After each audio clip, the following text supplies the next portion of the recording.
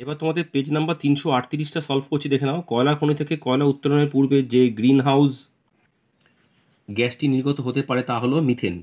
চার্লসের সূত্রের ভি স্মলটি লেখচিত্রের তাপমাত্রা কোন অক্ষকে ভেদ করে -273°C। 4 মোল হাইড্রোজেন ও 2 মোল অক্সিজেনের বিক্রিয়া উৎপন্ন স্টিমের মোল সংখ্যা হচ্ছে 4। সিজিএস পদ্ধতিতে তাপ পরিবাহিতাঙ্কের একক হচ্ছে যে ক্যালোরি পার সেন্টিমিটার পার ডিগ্রি সেলসিয়াস পার সেকেন্ড। কোনো অবতল দর্পণকে জলে ডোবানো হলে তার ফোকাস অপরিবর্তিত থাকবে। আচ্ছা, লেন্সের সূত্রে প্রতিষ্ঠার ভিত্তি হলো ছেদ শক্তি। এখানে তোমাদের শক্তির যে সংরক্ষণ সূত্রটা, অক্ষি লেন্সের ফোকাস দৈর্ঘ্য বৃদ্ধি পেলে যে ত্রুটি দেখা যায় সেটাকে বলে দীর্ঘদৃষ্টি। আচ্ছা, আর্থিং তারের আন্তর্জাতিক যে বর্ণটা সেটা হচ্ছে হলুদ।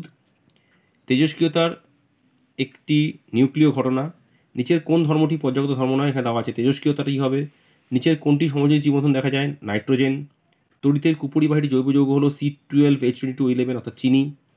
লেড নাইট্রেটের দ্রবণে H2S পাঠালে পদক্ষেপটি তার বর্ণ হচ্ছে কালো, কারণ পিবিএস উৎপন্ন হয়, তাই পিবিএসটা হয়, এটার বর্ণ কালো। অ্যাল নিকোতে পাওয়া যায়, দেখো এখানে অপশনগুলো অ্যালুমিনিয়াম, নিকেল, আয়রন সবই থাকে, তাহলে উপরে সবগুলি। ইথানলে উপস্থিত মূলকটি হলো CHO। আচ্ছা, এবার বিভাগ খটা করে ফেলি আমরা। পৃথিবীর গড় উষ্ণতা প্রতি বছর প্রায় কত ডিগ্রি সেলসিয়াস বৃদ্ধি পাচ্ছে? 0.05°C। প্রাকৃতিক গ্যাসের মূল উপাদানের সংকেত লেখো। মিথেন। মেসোস্ফিয়ার ও থার্মোস্ফিয়ারের সীমানা নির্দেশক অঞ্চলকে কী বলা হয়? উত্তর হচ্ছে মেসোপজ। বাস্তব গ্যাস কী সত্ত্বে আদর্শ গ্যাসে আচরণ করে? উচ্চ উষ্ণতা ও নিম্নচাপে। অ্যাভোগাড্রো প্রকল্পে বিপরীত ধারণাটি অবতারণা করো। একই উষ্ণতা ও চাপে সমান সংখ্যক অণুবিশিষ্ট সমস্ত গ্যাস সমান আয়তন দখল করে। ঠিক আছে, এটা মাথায় রেখো। যেহেতু উল্টোটা বলতে বলেছে, আমরা উল্টোটাই বললাম। কোনো ধাতব পদার্থের মধ্যে পরিবাহিত তাপের পরিমাণ পাপে বেদের সমানুপাতিক সত্য মিথ্যা? মিথ্যা। এটা একমাত্র বেদটার ক্ষেত্রে এটা ব্যস্তানুপাতিক হয়। বিকিরণ পদ্ধতি তাপ সঞ্চালন সবচেয়ে দ্রুত হয়? সত্য। অবতল দর্পণে কখন অসৎবিম্ব গঠিত হয়? যখন বস্তু দর্পণ ও মেরু ফোকাসের মধ্যে থাকে। গ্লিসারিনে কাঁচ ধরানো ডোবালে সেটি অদৃশ্য হয়ে যায় কেন? উভয়েরই প্রতিসরাঙ্ক একই বলে। ফিউজ তার কোন নীতির উপর ভিত্তি করে কার্যকরী হয়? তড়িৎ প্রবাহ, তাপীয় ফল বা জুলের সূত্র লিখতে পারো, কোনো অসুবিধা নেই। কোন উষ্ণতা ধাতুর রোধাঙ্ক শূন্য হয়ে থাকে? সংকট উষ্ণতা। বস্তুর প্রাচীনত্ব নির্ণয়ের জন্য তেজস্ক্রিয় মৌলটির নিউক্লিয়েট চিহ্ন যে এইটা দেখো, C6614।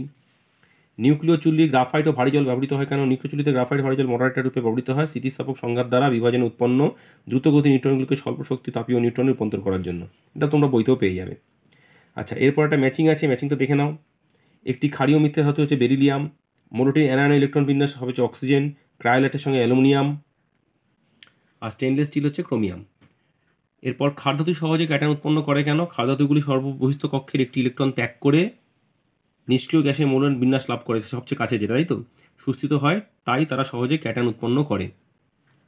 ব্লিস্টার কপার বলতে কী বোঝো? কপার পাইলাইটিসের প্রাপ্ত গলিত কপার শীতল হয়ে কোঠে জমিন হওয়ার সময় দ্রবীভূত সালফার ডাইঅক্সাইড বুদবুদ আকারে বেরিয়ে আসে এবং উৎপন্ন কপারের গায়ে একটা ফোস্কার মতন আকার সৃষ্টি করে। একেই ব্লিস্টার কপার বলা হয়। আশা করা যায় তোমাদের এটা মাধ্যমিকে আসবে না। সিলভার প্লেটিংয়ের ক্ষেত্রে ক্যাথোডে সংঘটিত বিক্রিয়াটি লেখো। এই যে দেখো দেওয়া আছে, Ag+ থেকে ইলেকট্রন নিয়ে Ag। তড়িৎ বিশ্লেষণ প্রক্রিয়ায় এসি ব্যবহারের অসুবিধা কী? এসি প্রবাহে ক্যাথোড অ্যানোডে অতি দ্রুত পরিবর্তন হয় বলে আয়নগুলি কোনো দিকে আকৃষ্ট হয় না, তবে গতিহীন অবস্থায় থাকে।